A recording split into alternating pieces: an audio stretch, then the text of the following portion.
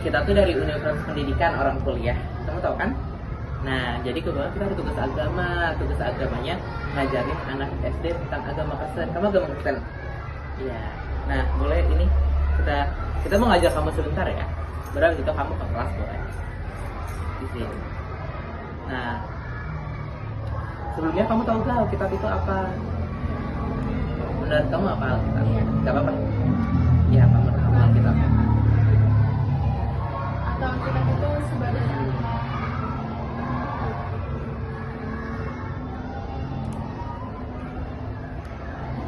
Gak tahu. Masih bingung. Jadi Alkitab itu firman yang sudah dirangkum oleh Tuhan Yesus buat kita pelajari sebagai manusia di muka bumi ini, biar kita tahu tuh salah mana benarnya di Alkitab itu. Nah, jadi Alkitab itu tuh buku yang terlaris di dunia. 9 miliar orang beli buku tersebut. Nah, jadi Alkitab juga dimiliki 200 negara di dunia. Jadi ada yang bahasa Korea, Inggris, habis itu ada bahasa Indonesia kayak kita. Nah, Alkitab juga tuh memuatnya isi-isi firman Tuhan dari manusia terbentuk sampai hari kiamat nanti kita kalau udah nggak ada. Jadi penting Alkitab. Kamu sering baca Alkitab nggak? Ya, Coba apa ayat Alkitab yang dihafal. yang dihafal? Ya.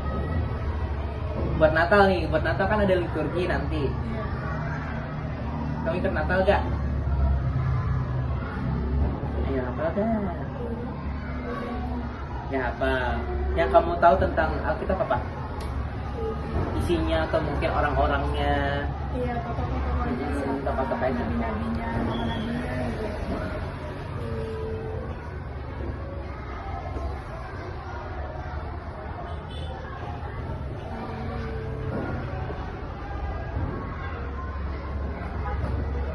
Masih belum tahu.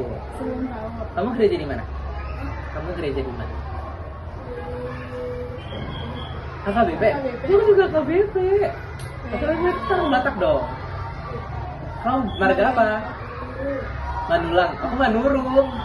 Coba tanya mama. Nanti kalau Manulang manggil Manurung tuh apa? Kayak gitu. KBP. Kamu sekolah minggu gak?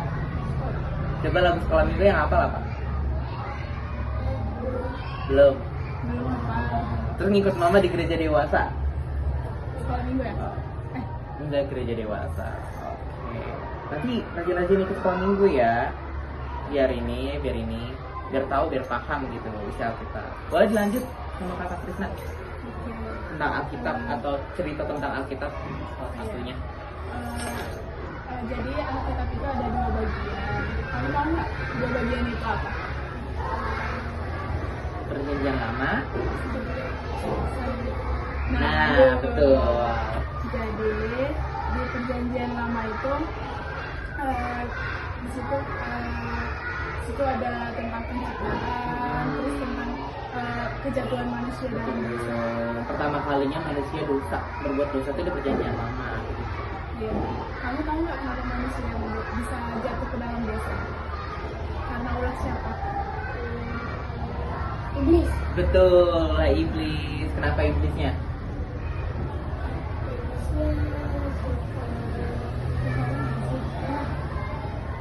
Iya, jadi iblisnya tuh ngegoda Hawa buat makan buah. Jadi itu pertama kali jatuhnya dosa. Tentang manusia sekarang banyak Yang berdosa gitu. Karena dari keturunan awalnya udah berbuat dosa. Gitu. Jadi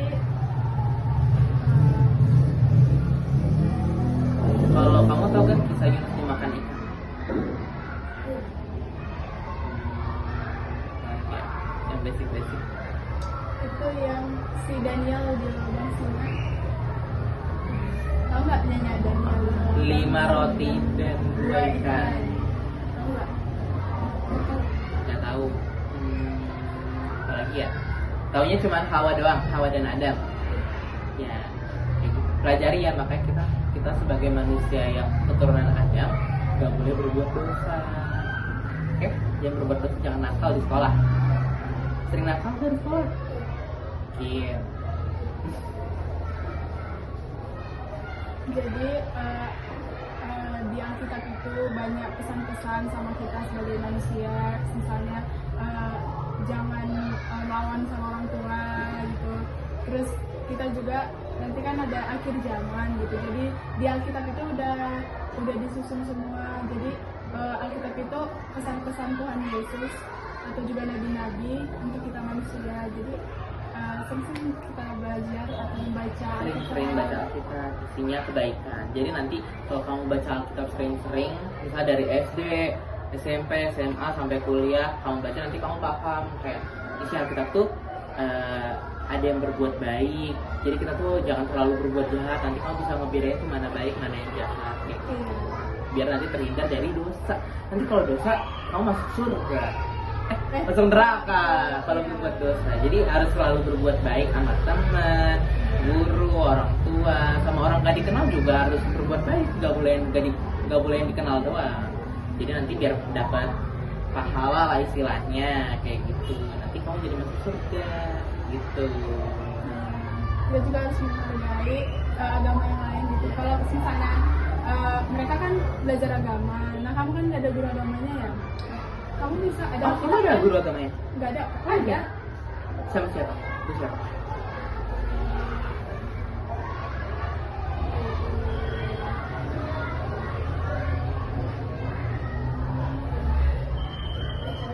Lupa namanya. Tapi di sini belajarnya. Oh di HKBP. Oh guru sekolah minggu. Di sekolah kan. Nah di sekolah Kalau di sekolah ini nggak ada kan? guru agamanya. Iya. Jadi kalau kamu ini kan, mereka kan nggak belajar agama kan, mereka yang muslim kan. Terus kamu ada Alkitab kan di rumah, bawa aja kitabnya, baca-baca. Udah tahu baca kan? Nah baca-baca gitu. Baca. Tapi kalau misalnya emang kamu kurang ngerti bahasanya, nanti belajar aja di sekolah minggu sama Iya, di sekolah minggu guru lagi. sekolah minggu, bahasanya lebih enak didengar kayak gitu. Oke? Siap untuk menjalani firman Tuhan? Siap gak? Siap masuk surga? Oke, tos dulu. Tos. Oke, itu aja sih yang mau kita kasih ke kamu. Kamu nanya sesuatu gak? Mau nanya tentang Iya, Tuhan Yesus makanya gitu. tentang Alkitab gitu. Seberapa penting Alkitab itu Kayak gitu. Mau nanya? Enggak? Oke. Ya tutup ya. Bye-bye dulu ke kamera. Dadah. Terima kasih.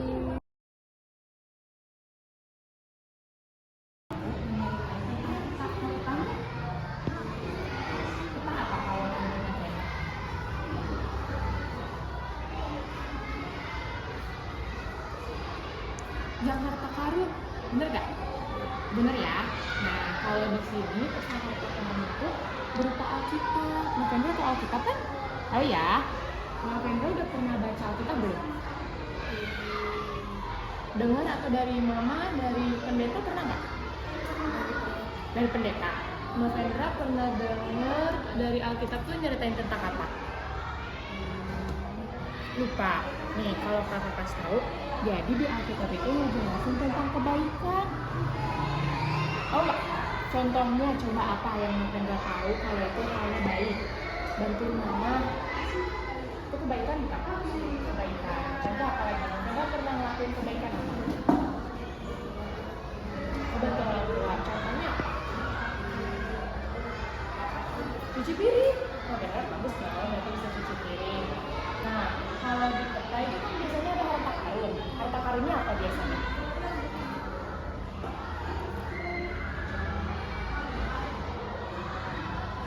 Emas ya biasanya, benar kan? Nah, kalau di Alkitab kita harta karunnya itu bukan emas, tapi apa coba? Kasih. Pernah dengar kasih? Kasih itu apa? Kalau nggak pernah dengar kasih tentang apa?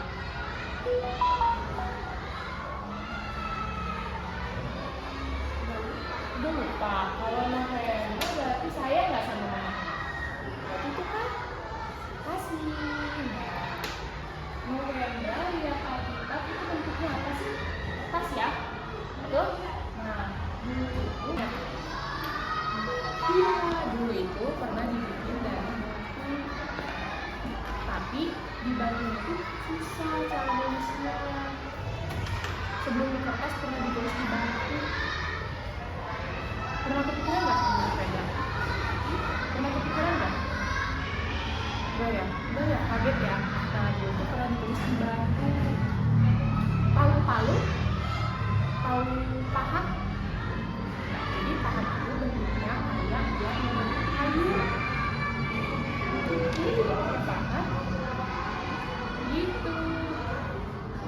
di batu kira-kira bisa dihapus gak? Gak bisa ya. Nah makanya batu itu susah sekarang karena tulisannya bakal susah dihapus. Kalau pensil sekarang bisa dihapus gak? Bisa. Pakai apa? Betul gitu. Jadi batu kenapa ya nggak dipakai lagi? Karena susah dihapus. Kalau dibentuk juga lama. Coba kebayang nggak anak Petra bikin ayat di batu? Lama ya? Pegel ya? Tuh. Jadi ini deh yang pertama itu ada batu. Nih, sekarang ini ada apa? Coba ini apa? Oke, dilanjut sama Kak Niko ya. Oke? Oke. Sebelum ke situ, kamu masih lihat kakak sekarang enggak? Enggak. Nanti kakak kasih permen kok. Oke? Oke. Nah, di sini kakak akan lanjutin gitu. November tahu ini apa? Ini sebelum lihat teksnya.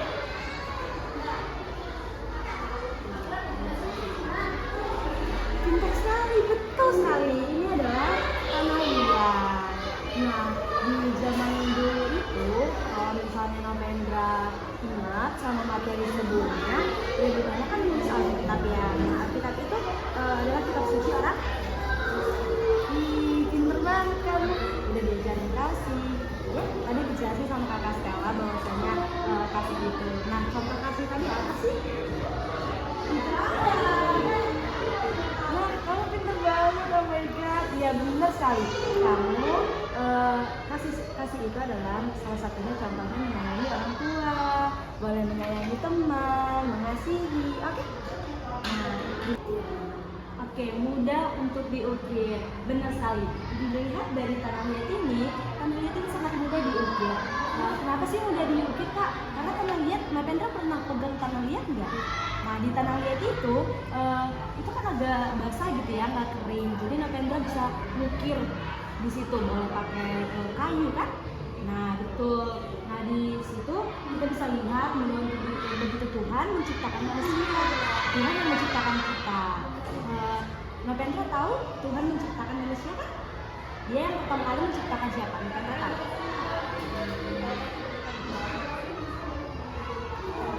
Adam dan Hawa. Nah, kita itu terlahir dari debu. Kalau Adam dan Hawa gitu. Nah, makanya dari poinnya ini mudah untuk berpikir. Begitu juga lah kita dapat kasih dari Tuhan yang dimana kita adalah manusia yang dibentuk dari kasihnya Tuhan. Kasih karunia Tuhan. Nah, yang kedua, Mbak Pendra coba baca apa? Nah, betul sekali. Di zaman dahulu itu, tanah liat ini sangat mudah ditemukan tahu. Di sini Mbak Pendra pernah nggak lihat tanah liat? Pernah. Oh, di dalam sekolah ini ada. Nah, betul. Karena kan di zaman dahulu itu tanah liat ini sangat gampang ditemukan, makanya dibuat jadi alat bahan untuk kita menulis gitu tahu. Makanya kayak bisa nulis gambar di tanah liat itu karena mudah dan murah ditemukan. Nah, seperti itu juga Tuhan nggak pernah Tuhan akan selalu menemukan kita di mana pun kita berada. Nah, kenapa Tuhan bisa menemukan kita? Karena Tuhan adalah ayah kita, kita adalah anaknya, manusia yang diciptakan Tuhan. Nah, kita akan dikasihi sama Tuhan, serahkan semua kehidupan kita sama Tuhan. Tadi apa kakak bilang? Tuhan adalah apa? Kita adalah anak. Iya, benar sekali. Yang ketiga apa? Betul, kalau tanah liat itu Maria, kalau udah kering, dia itu menjadi sekali pesawat. Sekarang nggak kamu lihat kenapa? Nah, kan kalau misalnya basah kayak gini, kan kita masih gampang ngebentuknya ya. Kalau misalnya Mbak Pendra mau bentuk segitiga, mau bentuk lingkaran, mau bentuk persegi, itu mudah. Tapi kalau udah kering, dia kalau Mbak Pendra beginiin, dia akan jadi remuk, jadi pecah, karena udah kering. Nah, dari pembelajaran ini, Mbak Pendra bisa dapat poin kayak gini. Manusia itu lemah tanpa Tuhan. manusia itu apa? Lemah. Nah kalau kita nggak berjalan sama Tuhan, kita akan lemah. Nah dari poin ini juga mau dapat contoh kata itu adalah manusia itu gampang jatuh ke dalam dosa. Kita mudah tergoda sama dosa. Kita tergoda sama ucapan-ucapan orang lain. Novendra pernah nggak ngomong kotor? Enggak. Tapi Novendra pernah nggak buat kesalahan yang ke orang tua kasih kemarin dulu? Novendra anak baik ya. Tapi Novendra kita lagi ke depannya ya, jangan berkesalahan. Novendra bertumbuh menjadi anak yang baik. Karena benar manusia itu adalah manusia yang mudah jatuh ke dalam dosa. Nah, yang keempat apa?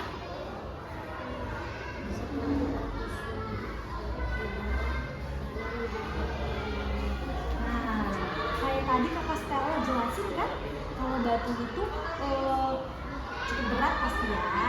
Nah, terus kalau dilihat dari yang ini kan batu ini bukannya kayak batu di jalanan kan? Novendra lihat nih, ini berat. Nah, begitu juga sama tanah liat ini. Jadi tanah liat ini gampang dibawa. Jadi kalau misalnya Novendra tadi kayak bawa kayak gini aja bisa kan? Tapi kalau udah berkilo-kilo Novendra pasti keberatan dong. Iya kan? Nah, kenapa sih itu Kak berat? Novendra tahu nggak kenapa bisa berat? Nah, dia berat itu karena kan tanah liat ini masih basah. Kalau udah kering mungkin bebannya akan berkurang gitu loh. Tapi karena dia tanah liat ini basah, makanya dia mudah dibentuk, terus tadi mudah ditemukan, terus kalau dia kering mudah dipecah. Makanya tanah liat ini sulit untuk dibawa kalau banyak. Oke? Nah.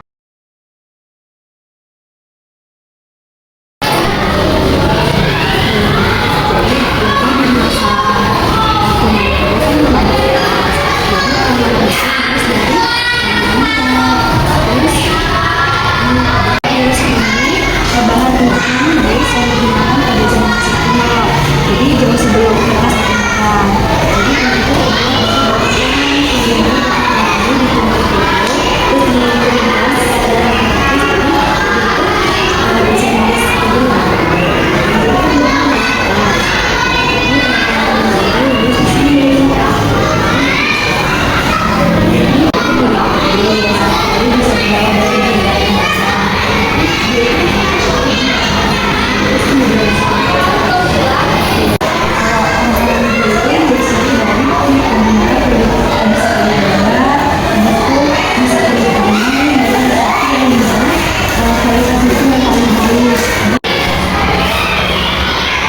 buku Alkitab buku.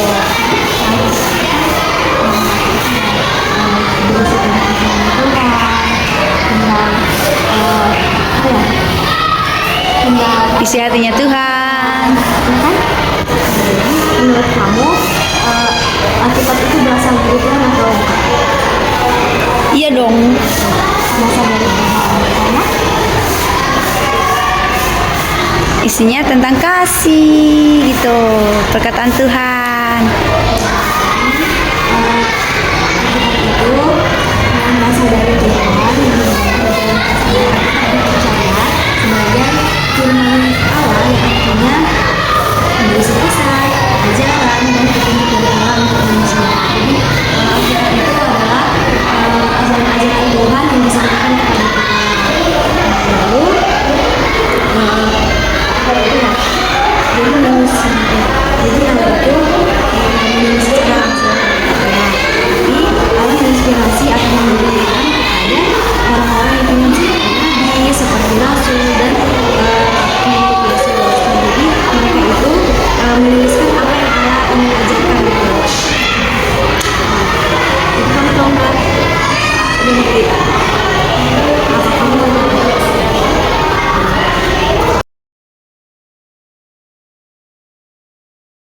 Kita belajar hari ini tentang tadi kita bahas tentangnya tentang Alkitab. Nah, di sini kita coba lihat di sini ada Tuhan mengambil kami Alkitab. Apa sih maksudnya?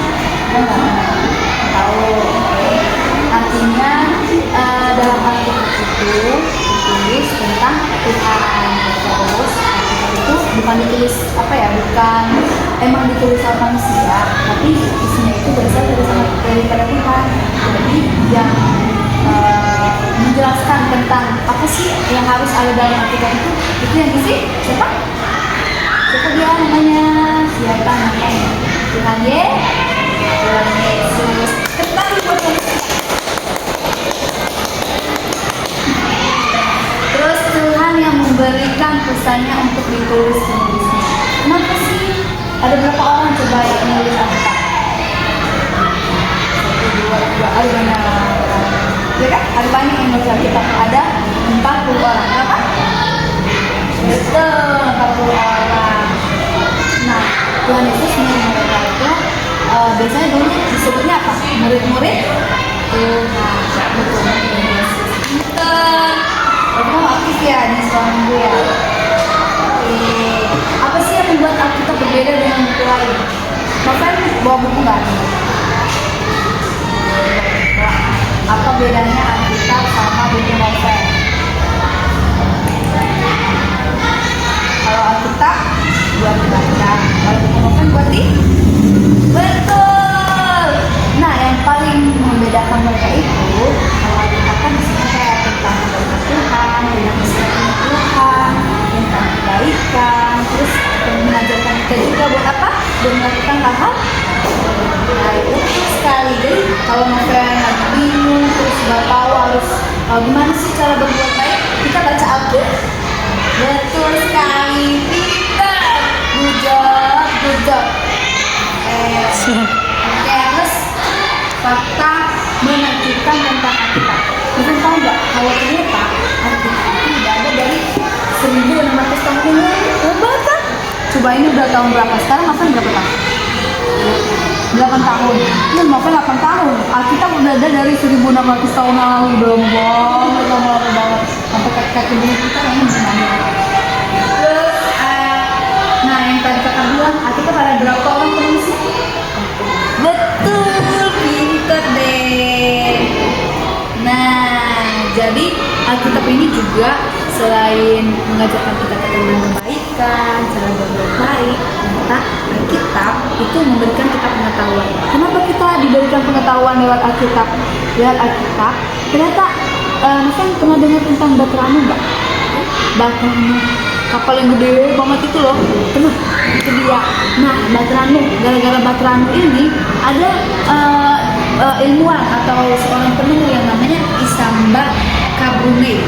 Nah, dia terinspirasi dari apa? Dari kapalnya? Kapal Nuh, namanya Batranu. Dia terinspirasi terus dia bikin kapal yang gede banget juga. Nanti kapan-kapan kita lihat kapalnya. Mau lihat kapalnya? Kamu suka naik kapal? Suka? Oke, terus Alkitab memprediksi masa depan. Nah, apa ya maksudnya? Alkitab memprediksi masa depan. Berarti Alkitab bisa melihat masa depan. Kamu percaya nggak? Percaya. Nah, Alkitab ini bisa melihat. Alkitab ini terbagi dua. Ada perjanjian lama sama perjanjian baru. Apa tadi namanya? Perjanjian sama perjanjian. Ya, betul. Nah, di perjanjian lama ini ada nubuatan sebelum Tuhan Yesus lahir. Kita ada nubuatan, ada yang bilang kalau nanti Tuhan Yesus itu akan lahir. Nah, di perjanjian lama, contohnya nih hari kemarin aku bilang besok novel diajarin sama aku. Ternyata hari ini benar terjadi, ternyata ini kan belajar sama aku. Nah, itu yang namanya Alkitab itu ternyata memprediksi masa depan. Tahu nggak? Ajukan contoh dulu kalau kamu gitu. Kamu senyum. Oke. Jadi sejauh ini tadi kita udah belajar. Tadi kan udah dijelasin. Sekarang kita lanjut ke fakta sejarah. Di sini ada 3 sejarah tuh. Di mana sejarah pertama dibilang penglihatan Daniel itu terjadi pada tahun 250 sebelum Masehi. Lalu yang kedua itu kematian Alexander dan terbaginya menjadi 4 kerajaan adalah tahun 323 sebelum Masehi. Dan yang ketiga itu selisih penglihatan itu di antara 227 tahun. Selanjutnya di sini kita lihat apa kata Daniel. Di Daniel 8 ayat 26 sampai 27 dikatakan, adapun penglihatan tentang petang dan pagi itu, apa yang dikatakan tentang itu adalah benar. Tetapi engkau sembunyikanlah penglihatan itu, sebab hal itu mengenai masa depan yang masih jauh. Jadi itu nggak boleh disebarluaskan gitu. Lalu di sini si Danielnya, maka aku Daniel lelah dan jatuh sakit beberapa hari lamanya. Kemudian bangunlah aku dan melakukan pula urusan raja. Dan aku tercengang-cengang tentang penglihatan itu, tetapi tidak memahaminya. Nah di sini kita bisa lihat nih kesimpulannya bahasa Inggris ya. Jadi abang jelaskan aja bahasa Indonesia sedikit, tapi nggak mungkin nggak boleh. Jika seseorang atau sesuatu dapat memprediksi masa depan secara 100% tepat, maka seseorang itu atau buku itu dapat mengirimkan isyarat dari Tuhan gitu. Nah terus Alkitab juga mengatakan masa depan, dan artinya itu adalah cuma Tuhan yang dapat mengirimkan itu. Lalu di sini kita bisa lihat nubuatan tentang kedatangan Mesias atau Yesus. Kamu tahu nggak apa itu Mesias? Jadi Mesias itu penyelamat. Nah, penyelamat kita kan itu disebutnya Yesus. Jadi di sini ada nubuatan kelahiran Yesus. Nubuatan itu kayak pernyataan gitu. Nubuatan pernyataan kelahiran Yesus dan nubuatan penyaliban Yesus. Pernyataan penyaliban Yesus. Mungkin segitu aja. Siap.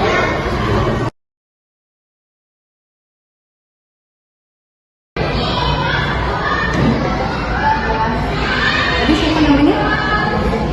Noven dan temannya.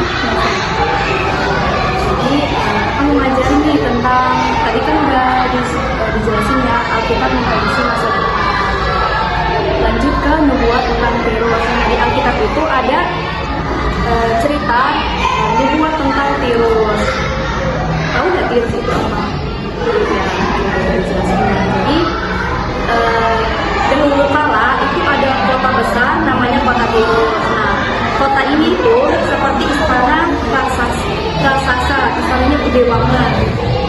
Nah, di istana ini tuh ada tepi laut ya, di tepi laut. Terus dia istananya tinggi.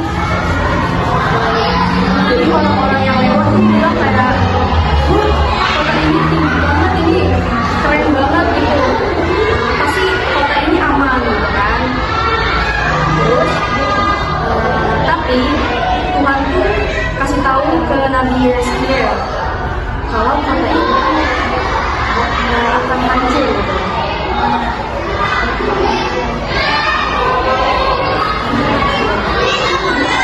Nah di sini ada kota Tirus nih. Ayat Alkitabnya itu ada di Yeskiel 18. Nah di sini dia bilang kalau ada kota namanya Tirus, kotanya itu besar, tinggi. Nah di sini juga dijelaskan nih kalau ada seorang raja kuat dari Babel namanya Nebukadnezar. Nah Nebukadnezar ini akan datang menyerang kota Tirus. Tapi orang-orang udah percaya, soalnya kan kota ini gede, udah pasti aman kan. Nah orang-orang itu udah percaya karena kota ini besar gitu, kuat gitu kan. Orang bilang ini, mana mungkin kan kota ini tuh kuat gitu. Tapi Yeskiel tetap bilang ke orang-orang yang ada di kota Tirus itu, mereka bilang kalau negara lain itu ikut menyerang kota Tirus. Kota Tirus itu seperti tanah kosong, batu-batunya dibuang ke laut, kayunya dipakai buat api, dan tanahnya menjadi tempat nelayan menyebar jalan ikan. Nah, ternyata Tuhan benar. Nebukadnezar datang dan menghancurkan kota Tirus. Lalu raja lain namanya Alexander Agung itu datang buat buang puing-puing ke laut biar jalan di kota itu, agar ada jalan di kota itu.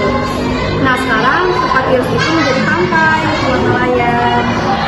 Ini menjadi bukti kalau Alkitab itu benar-benar memprediksi masa depan karena Tuhan tahu segalanya. Lanjut ke link Daniel 11 dan 8. Kamu tahu ini gambar apa? Kita lihat nih tanduknya seperti ini ya, melingkar, ada yang panjang juga. Nah, di kitab Daniel ini disebutin nih di Daniel 11 sama 8 kalau Daniel ini tuh mimpi gitu.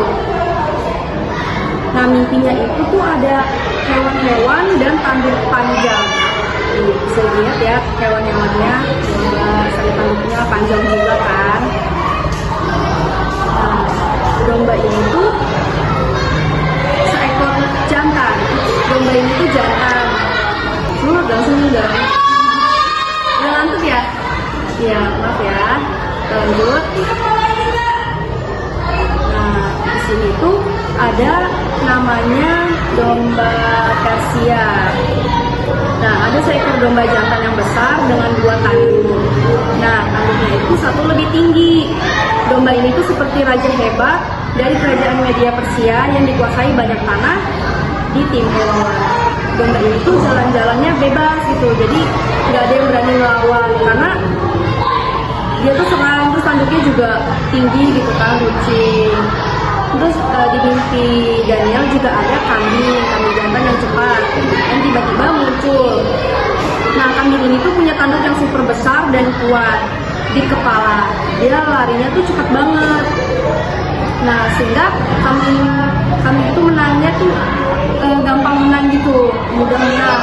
Nah, tanduk besar ini melambangkan Alexander Agung, raja Yunani yang pintar perang dan taklukin kerajaan Persia. Nah, ini Alexandernya ya. Nah, tanduk pecah muncul yang baru. Setelah menang, tanduk besar kami itu tiba-tiba patah, lalu tumbuh 4 tanduk kecil di arah 4 penjuru. Ini artinya Alexander Agung itu mati. Jadi kerajaannya itu jadi 4 bagian kecil seperti 4 saudara dan saudara yang bagi-bagi kue besar itu.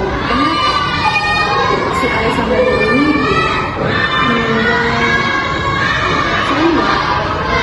enggak. Oke. Nah, apa artinya?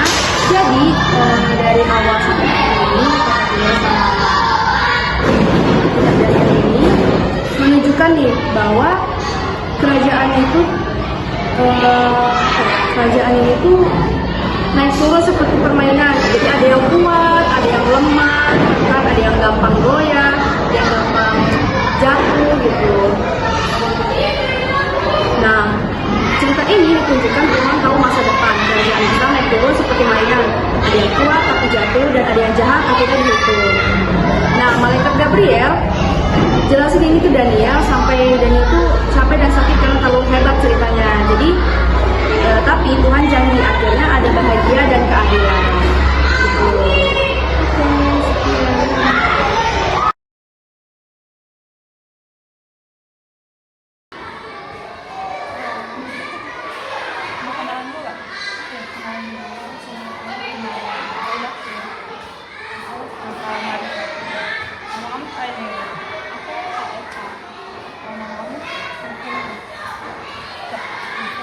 Novenda. Dipanggil apa? Novel. Gimana tadi setelah udah mendengar rekaman sebelumnya? Gimana? Isi? Atau ngerti?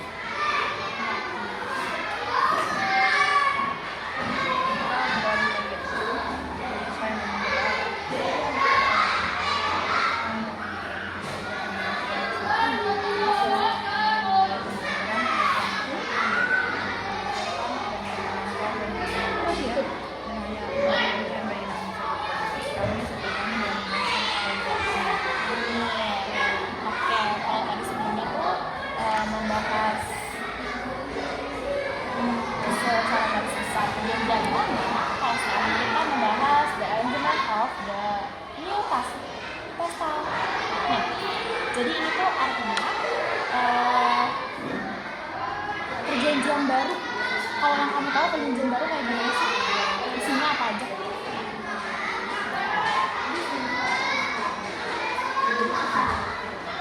Oke, biasanya kalau di perjanjian baru itu ada kelahiran Tuhan Yesus, benar? Terus ada kematian Tuhan Yesus, benar? Terus ada apa lagi ya? Mukjizat. Kamu tahu mukjizat yang pertama dibuat sama Tuhan Yesus? Yang pertama itu di perkawinan di Kana, itu merubah air menjadi anggur. Udah pasti kan ceritanya? Udah gimana? Disuruh hidup air ya? Terus tiba-tiba jadi apa? Jadi anggur, benar. Nah itu merupakan isi sebagian dari perjanjian baru. Nah perjanjian baru ini berfokus kepada kehidupan Tuhan Yesus, di mana janjinya janji Allah sebelumnya di perjanjian lama untuk menghadirkan sebuah Mesias atau yang akan menebus dosa manusia, seperti itu. Nah terus di perjanjian baru ini itu isinya ada pokoknya tuh ada 4 pokoknya. Yang pertama ada the gospel, historis, the epistoles, dan profesi. The gospel itu apa, Kak? The gospel itu isinya tentang kehidupan, pelayanan, serta kematian. Siapa? Ya pastinya Tuhan Yesus. Jadi secara intinya pertama kehidupan Tuhan Yesus, gimana silsilah Tuhan Yesus. Kalau di Matius itu ada silsilah Tuhan Yesus mulai dari nenek moyangnya, mulai dari ayah dan ibunya. Tahu gak siapa ayah dan ibunya Tuhan Yesus? Maria dan ya, yuk. Maria dan Yusuf. Maria dan Yusuf adalah ibunya Tuhan Yesus. Nah itu adalah silsilah dari Tuhan Yesus. Lalu ada sejarah atau historis. Nah, di sini adalah tentang transisi pelayanan Tuhan Yesus, misi awal gereja. Jadi awal terbentuknya sebuah gereja untuk historis ini. Nah, dari awal terbentuknya sebuah gereja itu yang sekarang ada Kristen Katolik dan Kristen Protestan. Nah, itu adalah awal mula terbentuknya gereja, awal mula-mula. Lalu ada the epistoles atau surat-surat, berisikan surat Paulus, surat Paulus pokoknya. Isinya untuk mengenai jemaat-jemaat di Korintus, jemaat di Roma, jemaat di Efesus. Dan isinya tentang pengajaran-pengajaran yang baik, serta itu juga tergantung dalam awal mula gereja. Lalu yang terakhir banget ada profesi. Profesi ini atau nubuat, di mana isinya tentang penglihatan di masa depan atau tanda-tanda akhir zaman. Kalau kamu mau tahu, ada isinya penyakit sampar mungkin nanti di masa yang akan datang yang sudah lama-kelamaan sudah mulai terjadi nih sekarang ini. Nah itu adalah isi nubuat atau penglihatan simbolis tentang akhir zaman. Nah lalu aku mau bahas the gospel, apa yang tadi aku bilang, kehidupan, pelayanan, kematian Tuhan Yesus. Nah, the gospel ini ada 3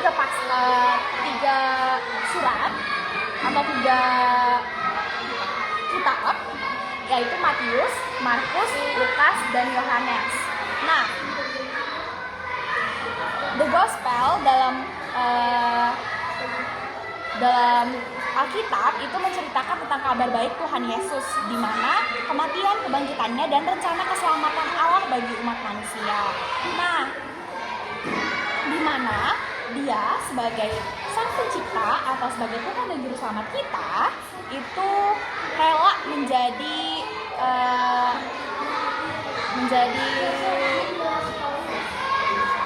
Juru Selamat untuk menebus dosa manusia, sehingga Dia rela menderita, rela mati untuk menebus dosa manusia, sehingga Dia juga bangkit untuk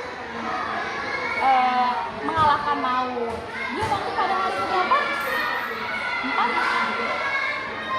Oke. Lalu di sini ada keselamatan melalui iman.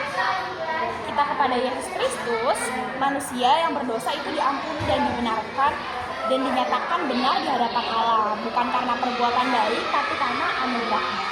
Lalu ada transformasi atau sanctification, di mana Injil memampukan kita sebagai orang percaya untuk hidup benar karena usaha sendiri, bukan karena usaha sendiri, tapi karena Roh Kudus yang bekerja dalam diri kita.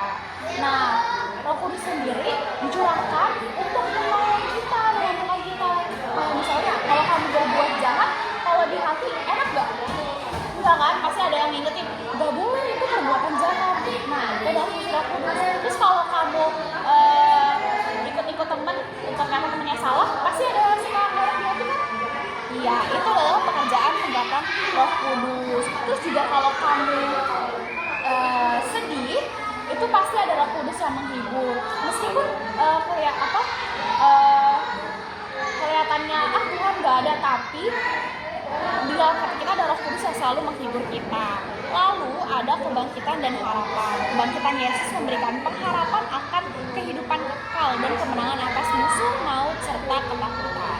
Jadi Tuhan Yesus sudah bangkit dan akan kembali nanti. Ada waktunya. Lalu di dalam Matius, Markus, Lukas, Yohanes ini merupakan catatan yang tadi aku bilang, kebangkitan, kematian, serta pelayanan Tuhan Yesus. Nah, di perjanjian baru ini atau di gospel ini merupakan hal yang menjadi fondasi untuk kita sebagai anak-anak Tuhan untuk mengenal nih siapa itu Yesus Kristus dan gimana Yesus Kristus itu merupakan seorang Mesias yang sangat berharga buat kita. Nah, gospel sendiri itu artinya memberitakan kabar baik atau berita baik menurut bahasa Yunani-nya. Lalu dalam konteks yang lebih luas, gospel juga memacu pada kata semangat, menyebarkan kabar baik sehingga ke seluruh dunia. Jadi, secara singkatnya gitu, dari Matius, Markus, Lukas, Yohanes, ini tuh memuat kabar baik semua. Dan gimana sih kita sebagai anak-anak Tuhan untuk terus memahami dan mengenali Yesus dari yang terakhir amal agung di Matius 28 yang serta jadikan semua bangsa milikku dan bersama dengan anak-anak Bapa kita dan Roh Kudus. Itu merupakan salah satu amal agung yang Tuhan berikan. Kalau misalnya di kamu gimana sih contohnya? Nah, kamu bisa mungkin menceritakan kebaikan Tuhan Yesus dalam hidup kamu. Mungkin memang di sini kamu sendiri, tapi kamu bisa menjadi berkat terang Tuhan. Gimana caranya? Caranya dari tingkah laku kamu harus berbuat baik di sini supaya kamu menjadi contoh sinar terang Tuhan kepada teman-teman kamu yang gak percaya Yesus itu siapa. Dari perbuatan baik kamu, dari kamu sopan santun, mungkin juga dari nilai, itu juga bisa. Dan juga dari gimana sih cara kamu untuk berteman dengan sesama. Bisa. Kita harus jadi anak-anak Tuhan yang mau memberikan hal yang baik kepada orang lain.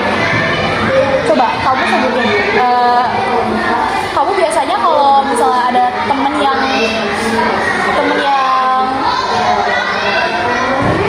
nakal ke kamu balas atau biarin aja?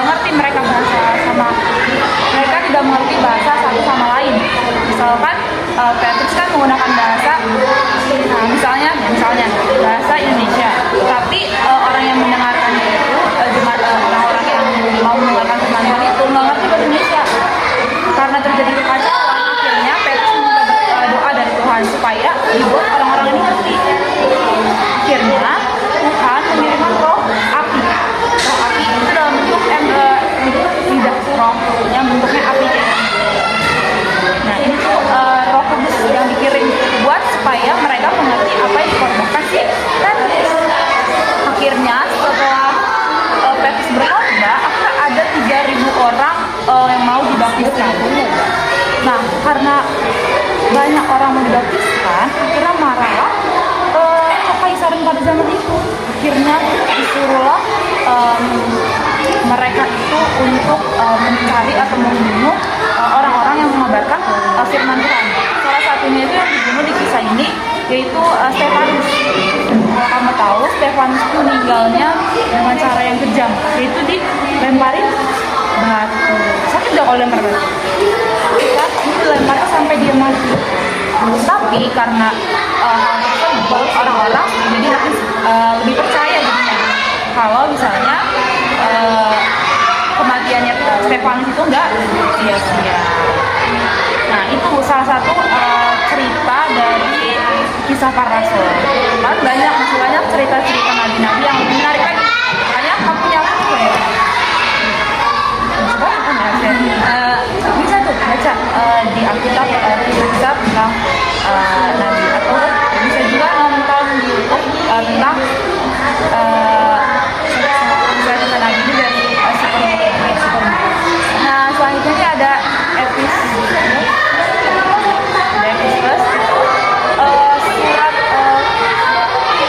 surat kalau di Alkitab bisa surat Roma, surat 1 Korintus, pokoknya semua surat yang dituliskan Paulus kepada kepada Roma, Korintus, dan Efesus, jemaat-jemaat yang ada di kota-kota ini gitu. Tapi setiap jemaat-jemaat ini yang mau disampaikannya itu beda-beda. Misalkan kalau seperti jemaat Roma itu lebih menekankan pada kebenaran. Kalau untuk di kitab Roma itu banyak banget kata kebenaran di kitab itu. Jadi kayak banyak banget kata kebenaran di kitab itu. Yang selanjutnya itu ada 1 dan 2 Korintus. Ini Rasul Paulus itu menjelaskan bahwa kalau di Korintus itu kan banyak penyalahgunaan tubuh pokoknya gitu intinya. Jadi di sini tuh dijelaskan bahwa tubuh kita ini adalah baik Allah, nggak boleh disalahgunakan. Jadi di Korintus itu jemaatnya ditekankan untuk tidak menggunakan tubuh secara yang salah gitu. Kayak kita nggak boleh menggunakan tubuh kita untuk melakukan kejahatan, kayak nggak boleh mukul teman, nggak boleh menyakiti teman, nggak boleh ngatain teman gitu. Selanjutnya ini ada Galatia. Sebenarnya semuanya sama sih tentang kebenaran ya, pokoknya itu surat dari Paulus untuk para jemaat-jemaat di setiap kotanya. Jadi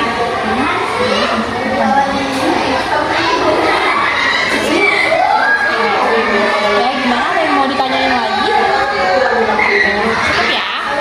Semangat terus.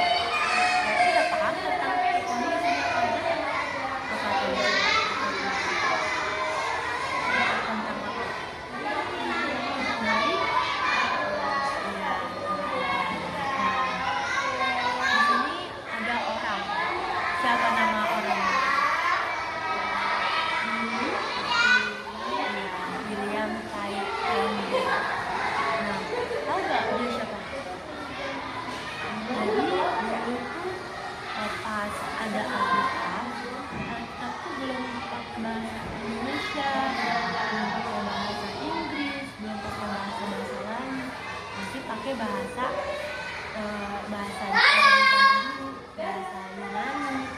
Dan waktu itu tuh gereja tuh nggak ngizinin orang-orang yang orang biasa buat paham isi Alkitab. Terus tapi si William ini dia tuh pengen semua orang yang sayang sama Tuhan Yesus, yang percaya sama Tuhan Yesus bisa mengenal Tuhan Yesus. Kenapa? Dia terjemahin Alkitab. Menurut Anda Alkitab itu apa? Alkitab tentang kitab suci. Ya, ada kitab suci kita. Alkitab itu berisi tentang sikap-sikap Tuhan Yesus. Kalau Napen mau seperti Tuhan Yesus, sikapnya, perilakunya, hatinya, tulis seperti Tuhan Yesus, mengasihi seperti Tuhan Yesus, menjadi anak yang disayang Tuhan Yesus, Napen bisa belajar Alkitab dari Alkitab. Jadikan Alkitab itu sebagai pembelajaran, kayak buku yang harus Napen pelajari. Dan setiap manusia yang percaya sama Tuhan Yesus itu harus paham sama Alkitab, harus mengerti Alkitab, karena Alkitab itu yang bikin kita kenal sama Tuhan Yesus. Jadi bukan cuma berdoa doang, kita juga bisa ngobrol sama Tuhan dari Alkitab. Dan si Bapak William ini dia tuh terjemahin Alkitab ke bahasa Inggris, sampai akhirnya orang-orang yang pengen percaya sama Tuhan Yesus, yang pengen kenal Tuhan Yesus bisa belajar dari Alkitab karena sudah ditranslate ke bahasa Inggris gitu. Terus lama-lama diubah ke bahasa-bahasa lain, kayak ke bahasa Indonesia. Sekarang Nathan bisa baca Alkitab kan? Udah bisa baca Alkitab belum? Nanti belajar baca Alkitab ya. Di Alkitab itu pakai bahasa Indonesia. Jadi Bapak ini bikin supaya kita orang-orang yang percaya sama Tuhan itu bisa mengenal Tuhan lebih. Keren gak Bapaknya? Nathan mau jadi orang seperti Bapaknya gak, yang membawa orang untuk semakin dekat sama Tuhan? Mau gak? Mau. Berarti harus jadi anak yang apa? Simpang satu. Anak baik dan harus saling mengasihi.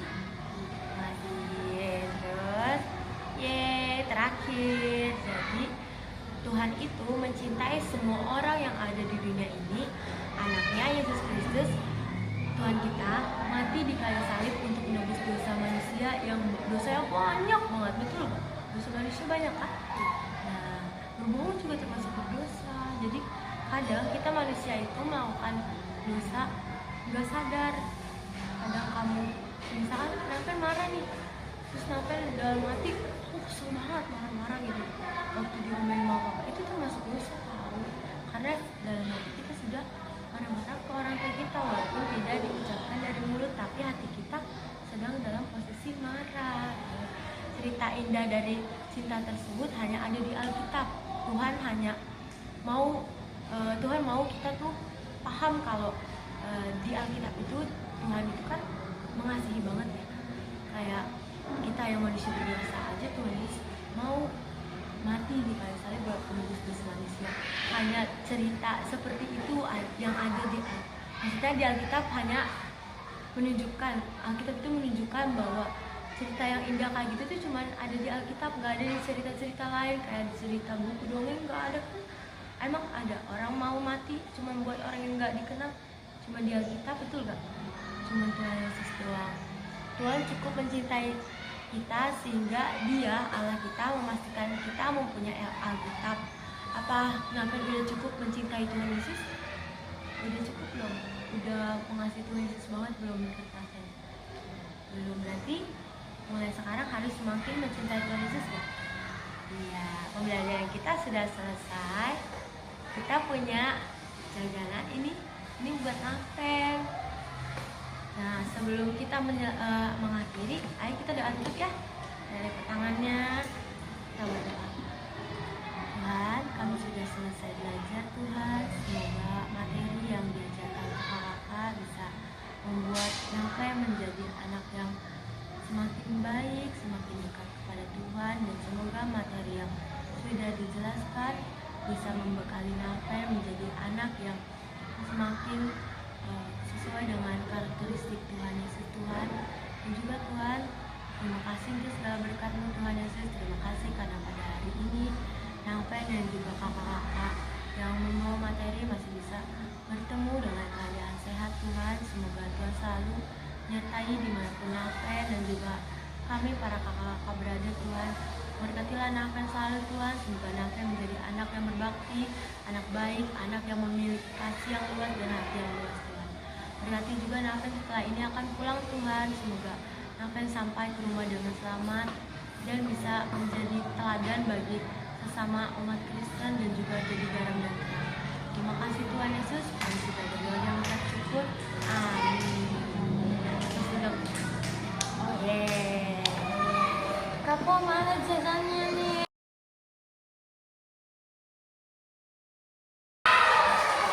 Yesus hari ini kita sama kakak-kakaknya mau berdoa semoga pembelajaran ini bisa memasuki hati kita. Terima kasih berkati ya Tuhan.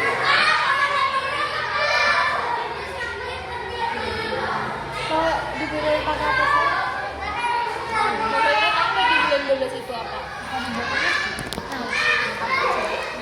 Natal, bener. Natal itu lebih kemana? Natal itu apa sih? Tahu nggak? Tahu nggak? Natal itu kelahiran Yesus. Itu sebagai kelahiran Yesus. Kalau bulan 4, bulan 3 tahu nggak itu ngapain? Itu bulan 4 ya? Pasca ya? Iya, Pasca, hari Pasca itu sebenarnya bilang penyaliban Yesus. Mau coba nggak? Nah, udah pasang pohon Natal tuh. Gede gak? Semana gedenya? Tinggi banget. 1 meter. Bantuin nggak buatnya? Di sekolah ada pohon Natal? Di sekolah ada buat pohon Natal? Enggak.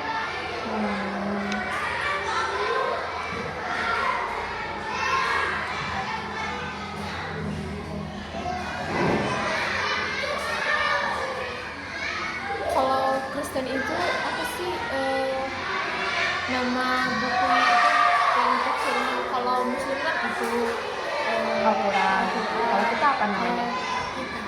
Pinter. Alkitab itu dari mana sih apa nih? Ada perjanjian apa aja sih? Tahu nggak? Nggak tahu. Alkitab itu ada 2 perjanjian lama sama perjanjian baru.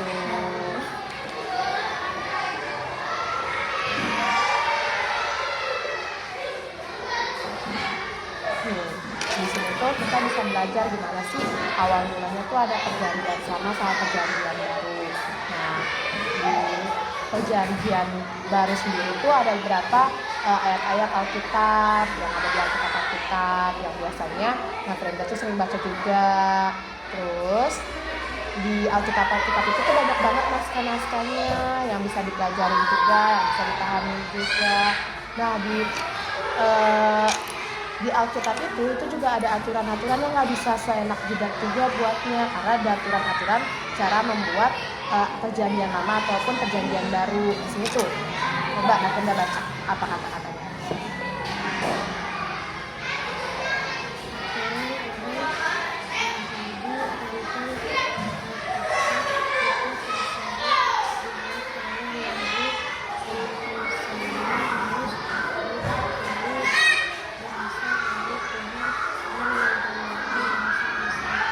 Dari awal penggunaan bahasanya bukan bahasa Indonesia, tapi bahasa Israel. Nah, di perjanjian baru juga ada, coba baca.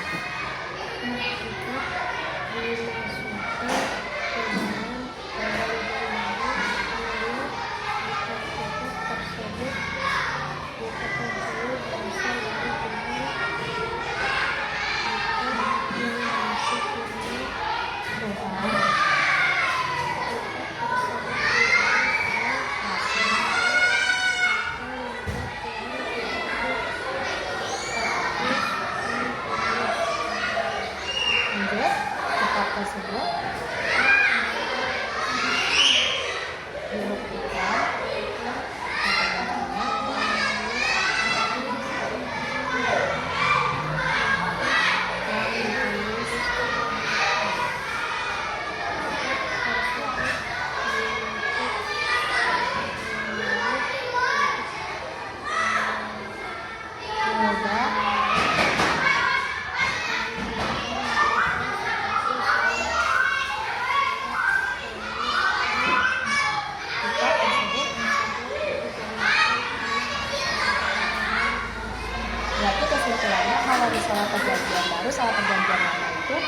dibuat dengan tulus, nggak bisa salah-salah. Itu makanya isi Alkitab itu bagus-bagus, penting-penting, nggak ada yang aneh juga kan.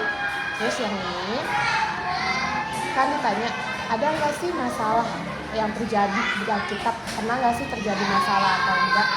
Nah, baca coba.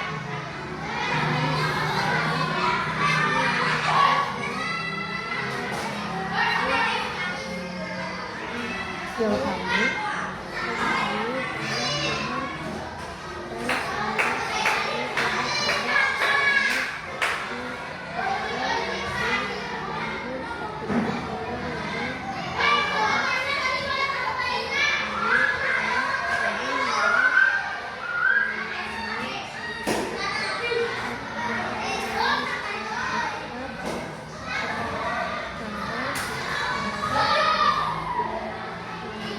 melakukan ya,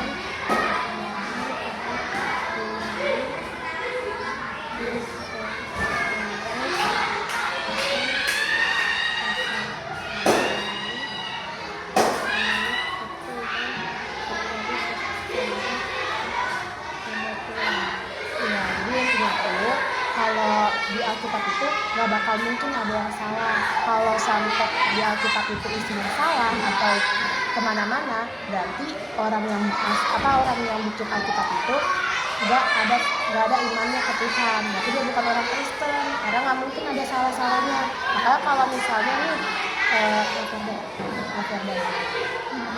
November, misalnya November nih dapat info ada yang nyalin Alkitab isinya tuh aneh-aneh, nggak sesuai dengan Alkitab yang paling sering November belajar, berarti itu bukan Alkitab asli. Alkitab asli itu nggak bakal mungkin salah karena itu udah dibilangin. Berarti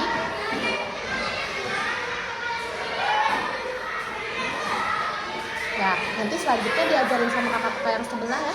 Oke, tos dulu. Ada permen nggak? Permen yang lain. Ada permen sama yang lain nggak? Permen atau apa gitu. Boleh satu. Sampai berapa kan ya?